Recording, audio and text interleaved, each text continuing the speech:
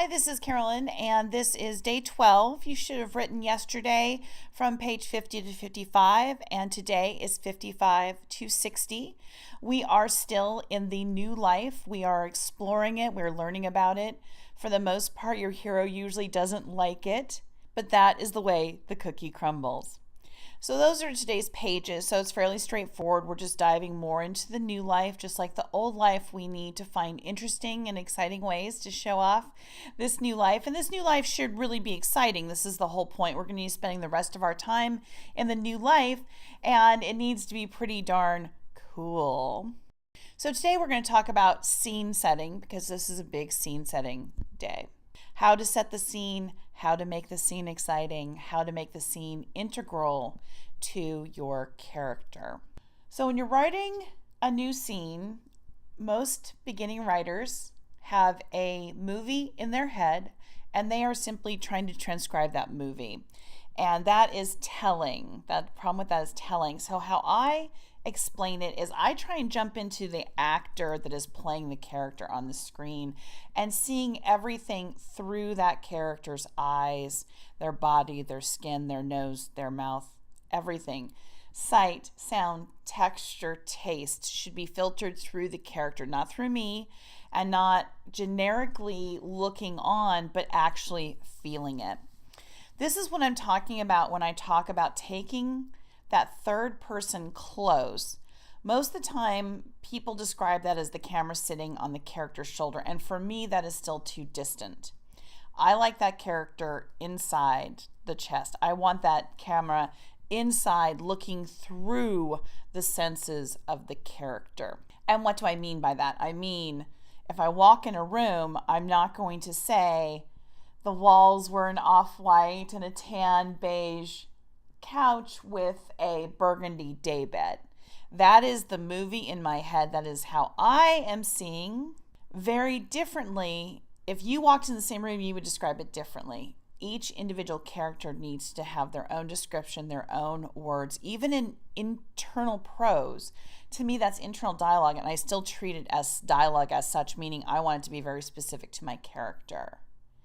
So one of my characters may call the color of the walls egg cracked white. He's not going to say eggshell white because that would be too on the nose. He's going to be more clever than that. Another character may not. Bland walls, right? The typical divorced dad walls. I mean, there's so many different ways to describe an off-white wall. And that is your job. You're being paid to be creative. You are being paid to dig a little bit deeper than the norm and the average. A reader wants something more than they can observe themselves. That's why they read about other lives. They want another life outside themselves that is more interesting than their own life and is described and shown to be more interesting. Also check and try and have every page have at least another sense beyond sight. We tend to really talk about what things look like.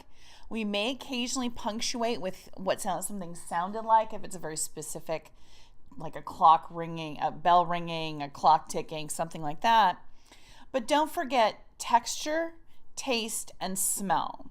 Those are also very important. So make sure at least every few pages you have another sense beyond sight and even beyond sound to have another one, because that helps get you deeper in. Whenever my camera pops out and I realize I am describing things in a more kind of mundane way and generic, not specific to my character, that is the first thing that I do, is I think of the other less used senses that tends to get me inside that character again, and I can now proceed.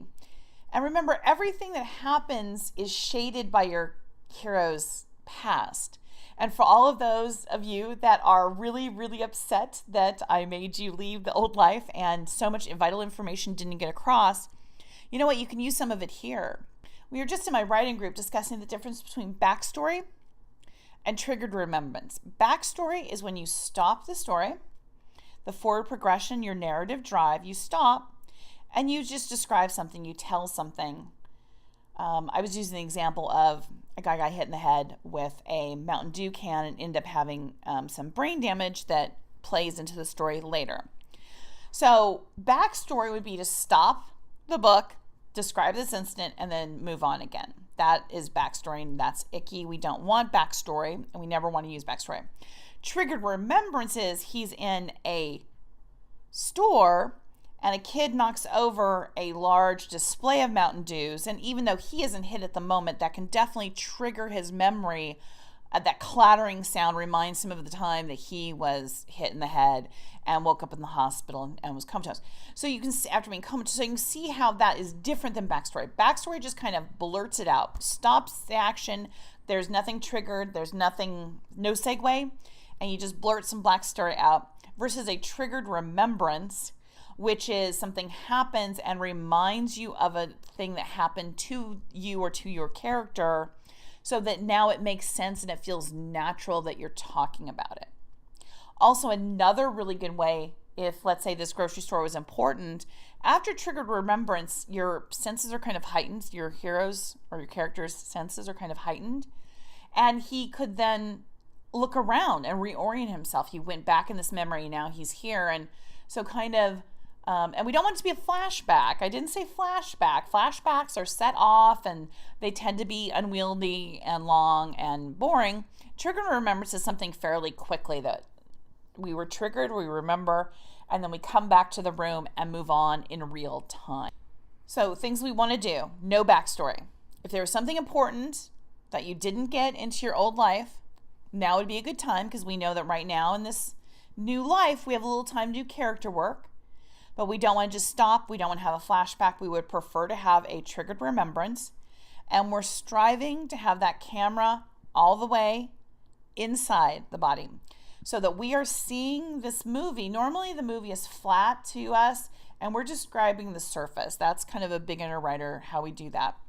To be more advanced, we actually want to be kind of inside the character and have the movie, what the movie feels like. We want to feel that. We want to be told, we want to talk about that. That's what we want our book to be about, is how our character feels about the grocery store, the room, the burgundy bed.